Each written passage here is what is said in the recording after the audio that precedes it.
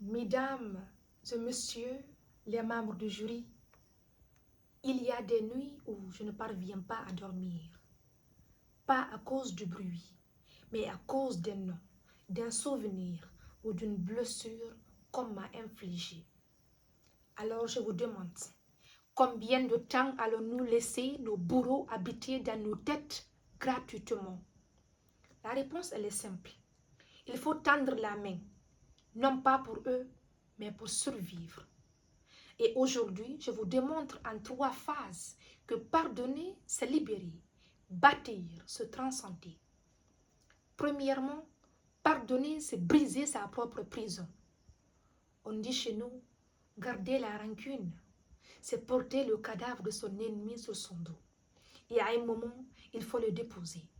Tant qu'on ne tourne pas la page, on reste enchaîné et un prisonnier ne court jamais vers son avenir.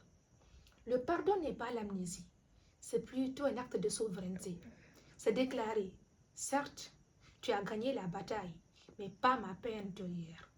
Nelson Mandela, 27 ans derrière les barreaux, il sort, le monde attend de la vengeance. En optant pour la réconciliation, il n'a pas seulement condamné l'apartheid, il a surtout blanchi son âme. Deuxièmement, pardonner, c'est poser la première pierre de l'avenir. Aucune entité, je dis bien, aucune entité ne se construit sur des décombres du passé. Tant qu'on règle les conflits d'hier, nous faisons faillite aujourd'hui. En 1994, le Rwanda était un cimetière à ciel ouvert. La logique humaine criait vengeance. Mais ils ont choisi le terme juridique Katiatia. Dire la vérité, juger, tendre la main. De nos jours, ce n'est plus le pays du génocide. C'est le pays qui donne des leçons de développement. Ils n'ont pas oublié.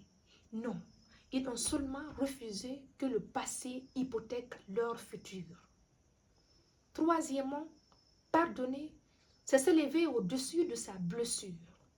Mesdames et messieurs, la vengeance nous rabaisse au pied de celui qui nous a blessés. Faire le choix de la main tendue, au contraire, nous propulse. Regardez la rivière. Quand un rocher barre son chemin, se met-elle en colère? Non. Elle contourne, patiente, puis finit par creuser la montagne. Être en paix, c'est être cette rivière. C'est refuser de boire du poison en espérant que l'autre tombe malade. Pour terminer, oui, j'affirme avec conviction qu'il faut pardonner pour avancer. Non pas par plaisir, mais par respect. Et je vous laisse faire le choix entre être l'archiviste de son passé ou l'architecte de son futur. Je vous remercie.